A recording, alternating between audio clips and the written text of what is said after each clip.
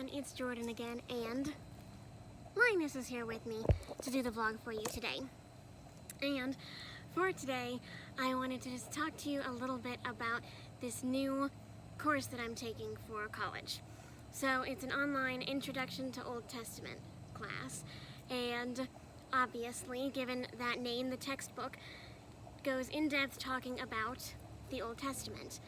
And oh my goodness, there is so much packed into that it completely floors me, just the things that I didn't even know about the Bible, right? It's incredible the things that we do know, and then just to think of all the things that there are out there that God put into the Old Testament that we won't even know or understand until we get to heaven is just incredibly amazing.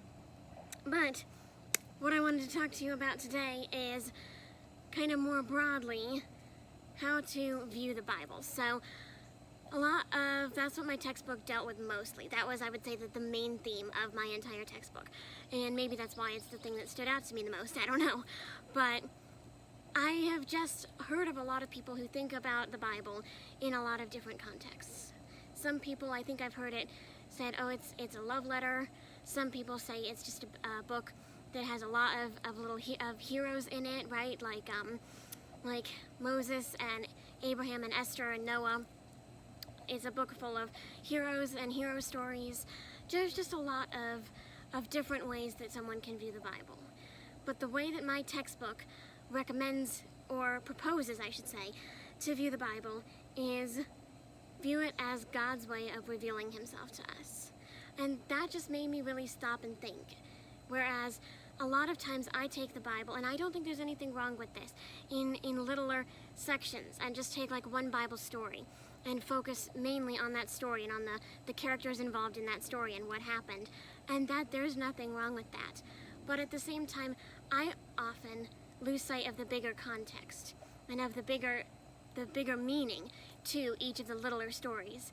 This is God's story. This Bible is God's story. It is God's way of revealing himself to us, because he didn't want us to follow a God that we couldn't know.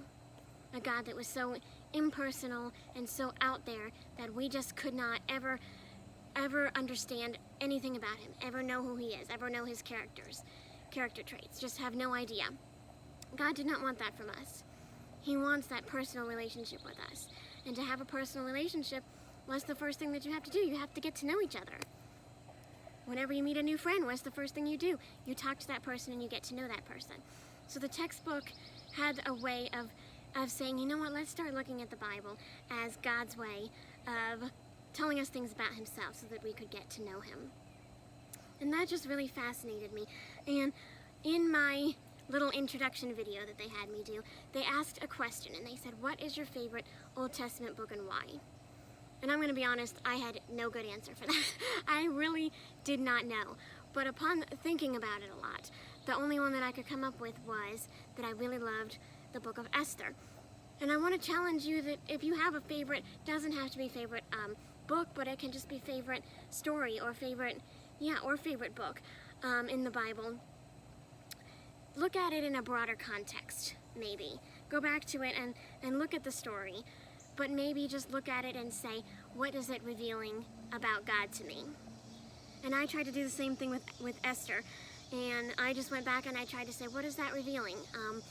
For those of you who might not know the story of Esther, she is called upon for such a time as this, as it says, to go in and end up saving her people. She didn't expect to do that, but God arranged it in such a way that she could save her people. And I got to thinking, well, what does that say? And maybe how God knows everything that's going to happen before it does. Maybe how God has a plan for everything. Maybe how God is faithful in supplying the needs of those who are following him. Maybe how God uses each and every person for such a time as this. How he appoints every person to fulfill a role that he has called them to. That's greater than they even realize. Those are a couple of the things that took my focus off of the story of Esther and put it on, what is that saying about God? What is that saying about God? Or, you know, you can pick any story or any book and just think on that. What is this saying about who God is and what God's character is. Because we know the character of God. We know that he's faithful, and he's merciful, and he shows incredible grace and forgiveness and patience. We know all these things about him. Well, how do we know them? We know them because he's revealed them to us through the Bible. And I think if we start looking at each story and saying, how does this play into God's character traits? And even just the stories of our lives, personally. Not just the Bible, but our lives. We're all playing a role in God's story, in the bigger picture of God. And I just think that's beautiful, so I challenge you to just keep that in mind today, this week. Not today, this week. As you go about what you're doing, just think, you know what? This is all part of God's plan and all part of God's story. I'm a part of God's story. And how amazing is that? What more can we ask but to be chosen to play a role in the most incredible story of all, the story of God. So I hope that encourages you today that everything that happens in life, everything is a part of God's story. What happened in the Old Testament, New Testament, all the way up to today, and your life and my life, all a part of God's story. And I hope that that challenges us to look at that bigger picture and look at that bigger story in every facet of our lives and see God there and see God's characters there. God is good all the time.